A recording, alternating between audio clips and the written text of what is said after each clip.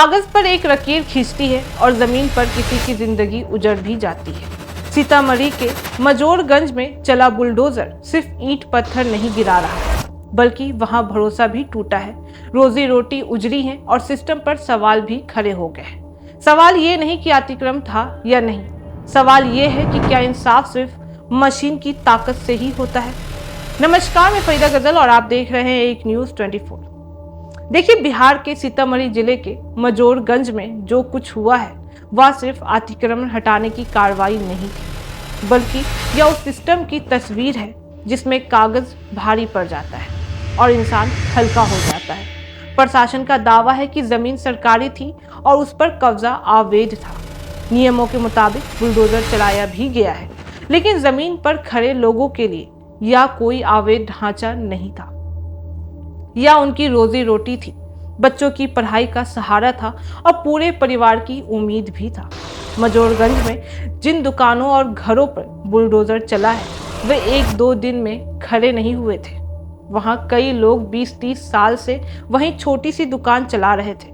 किसी की चाय की दुकान थी तो किसी की जनरल स्टोर, तो किसी ने वहीं झोपड़ी बनाकर परिवार भी बसाया था। सुबह सुबह जब प्रशासन और पुलिस बल के साथ बुलडोजर पहुंचा तो लोगों को संभालने का वक्त ही नहीं मिला। कुछ लोग अपना सामान निकालते रहे तो कुछ हाथ जोड़कर गुहार भी लगाते दिखे, लेकिन मशीन नहीं रुकी। यहीं से सबसे बड़ा सवाल भी खड़ा होता है कि अगर ये सब अवैध था तो इतने सालों तक क्यों चलता रहा है। बिजली का कनेक्शन कैसे मिला, वोट कैसे पड़े, टैक्स और रसीदें कैसी बनाई गई। गरीबों का आरोप है कि सिस्टम ने पहले उन्हें बचने दिया और जब चाहा एक झटके में सब कुछ उनसे छीन भी लिया है। इस कार्रवाई का सबसे गहरा असर आम लोगों की जिंदगी पर पड़ा है। उनकी दुकानें टूटी हैं, उनकी आमदनी खत्म हो गई है। जिनके घर गिरे उनके पास सिर छुपाने की जगह भी नहीं बची है। वहीं बच्चों की पढ़ाई पर असर भी पड़ा है। परिवारों में डर और सुरक्षा भी फैल गई है। लोग पूछ रहे हैं कि अब कल का खाना कहां से आएगा, बच्चों को स्कूल कैसे भेजेंगे। सिर्फ आर्थिक नुकसान ही नहीं हुआ है, मानसिक असर भी गंभीर है। लोग सहमे हुए हैं, डर में जी भी रहे हैं कि कहीं अगला नंबर उनका ना हो। जिन इलाकों में बुलडोजर चला है वहां अब सन्नाटा छा गया है। ना दुकानें खुली हैं, ना पहले जैसी चहल पहल है।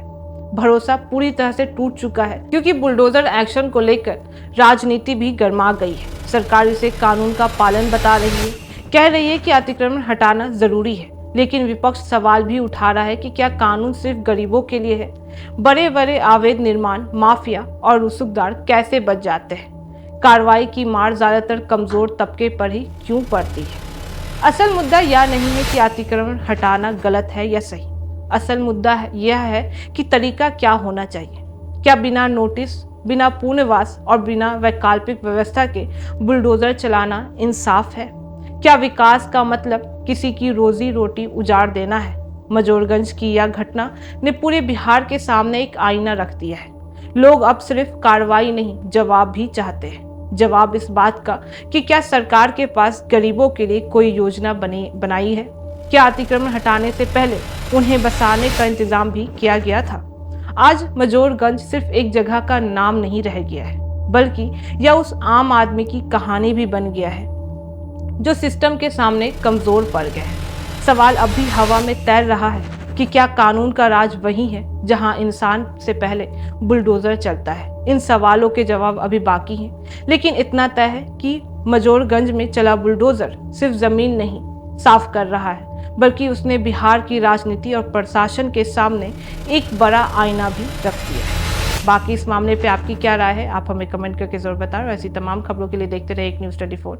हर खबर सबसे पहले, सबसे सटीक। वीडियो को लाइक करें, शेयर करें और चैनल को सब्सक्राइब करना ना भूलें। धन्यवाद।